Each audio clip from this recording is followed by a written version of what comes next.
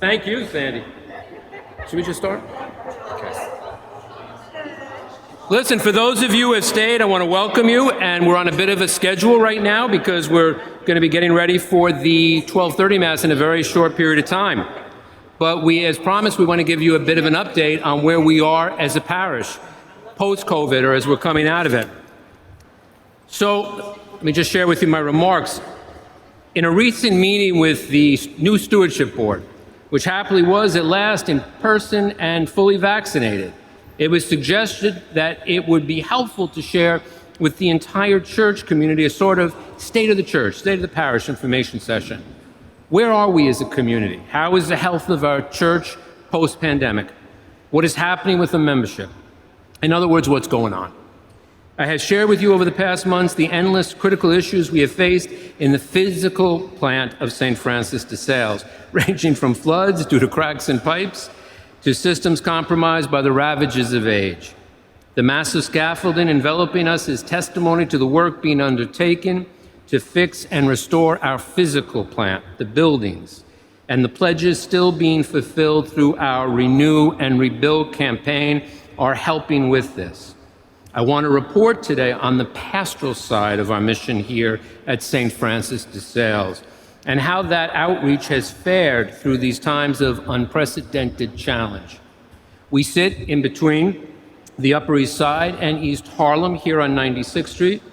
We have long served both communities as well as a very mobile community associated with Metropolitan and Mount Sinai hospitals and young professionals beginning their careers in New York City.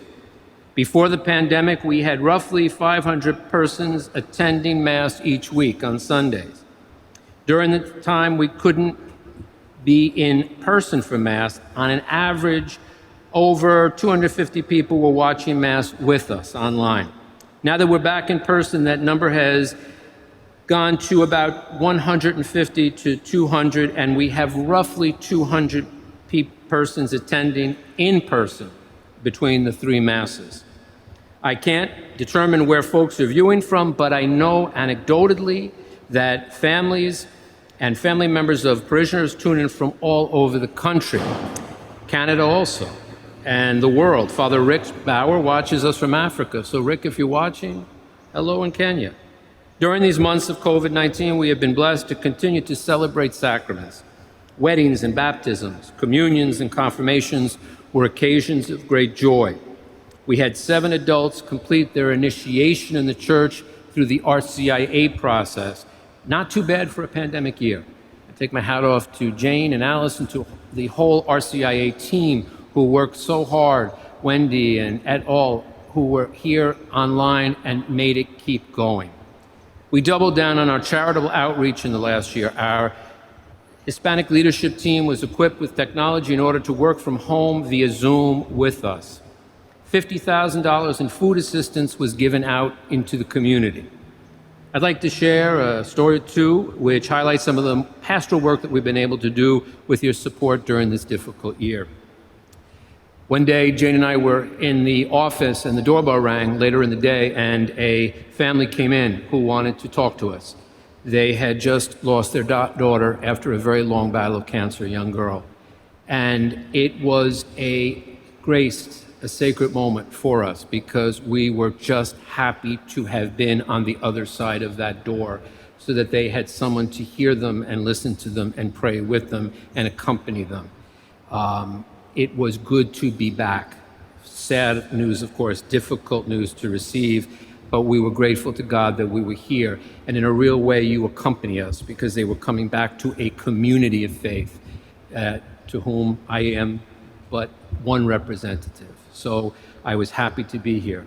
I mentioned in my homily that Friday, I was called to the bedside of a 101-year-old woman in East Harlem who, as she was passing on to God, was able to receive those last sacraments. And we were able to pray as a community. Blessed moments, and moments that happen because we make ministry, we invest in ministry here at St. Francis de Sales. So I want to thank you for that. COVID challenged us to find new ways to create community. While many people are now tired of Zoom, I know I'm one of them, It has been an absolute gift to our RCIA community, our Rite of Christian Initiation for Adults. The day that our young woman-elect gathered to prepare for their baptism was the first day they met in person in over a year. One of them stated, "In a year when I was isolated from family and friends, all the people I loved the most. When I worked from home, I learned what parish was. I learned what church was because we gathered together every Monday night to pray and share and learn and build community. It feels like we've been united together all along. The Holy Spirit can work powerfully even over Zoom." So I pass the baton now on to my colleague, Jane, to catch us up on what's going on in her neck of the woods. Actually, I think it's Alice. You're also my colleague, so there you go, there you go. Thank you so much, Father. And I will be very brief because we need to move on to the Spanish Mass. Hola, ladies.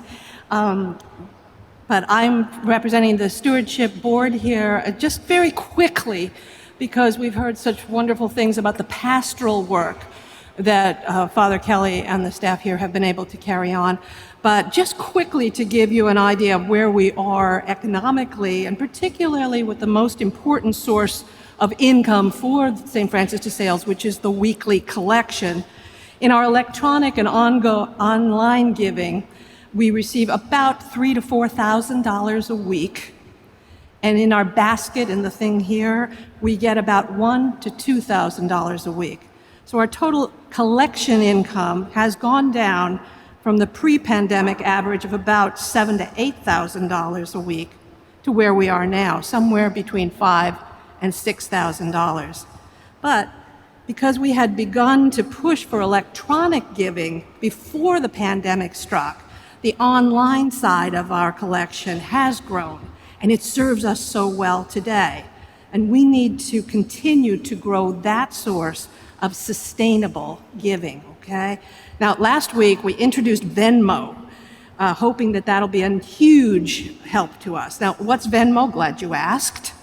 Not that I knew before, but it's a very popular phone app that young people use to transfer money, and it's what they use to split the bill for brunch after Mass at St. Francis de Sales. If we compare where we are today with before COVID-19, we're down about 25% in our weekly income. And we're not quite keeping up with our expenses. And we estimate that we need about $9,000 a week to meet our budget and to be ready for the growing needs of our parish.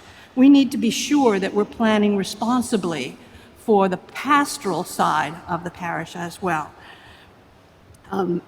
We ask that each one of you prayerfully consider what you are able to contribute each week. And we ask, if you haven't done it already, to set up automatic payments on Tithely so that your contributions to the parish remain constant even when you're not here occasionally. Now, how to do that is in the website, or you could contact, this time it really is contacting Jane. Contact Jane if you need any kind of assistance with that. If you're already in Tithely, consider going back in and upping the amount that you're doing, if you would. It is only with our consistent financial support of this parish home that we'll be able to continue to meet the needs of souls that come to us for all kinds of assistance, and most importantly, for the pastoral care. Thank you so much. Now, I know what you've been waiting for. It is Jane. It is my turn. So as we look ahead to what our future is as a parish, we want to be wise in our planning. And there are many important issues that are facing us as people of faith. It's our task to get together as a community to prayerfully discern where we as a parish can put our energies in the days God gives us. It has been an absolute joy to welcome back our parishioners who greet us each Sunday at the door with stories of how much they missed Eucharist and they missed community, and how happy they are to return to worship in person now that they are fully vaccinated. And while the past 15 months have had their challenges, they have also held many blessings. We know that we are already an engaged, healthy, and vibrant community. We have new music, we have lemonade and cookies, and most of all, thought-provoking conversations about topics of concern to us all.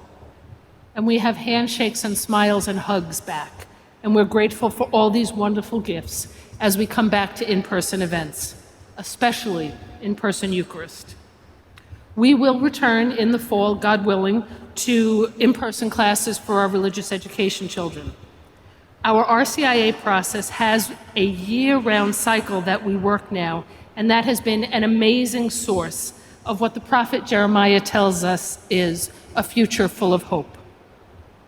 Jeremiah also reminds us that we are called to work for the good of the land to which we are sent.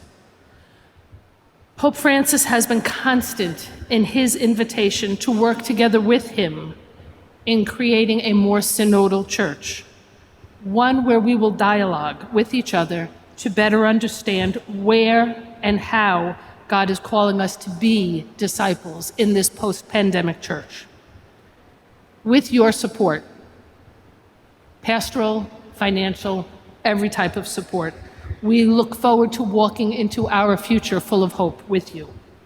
Please know that if you have any questions after what you've heard today, don't hesitate to drop us an email. You can use my email address, janeporcelli@sfdsnyc.org, and we will be happy to answer them as best we can. The lemonade stand will be back out there next week. We move on to our Spanish Mass. Peace and God bless.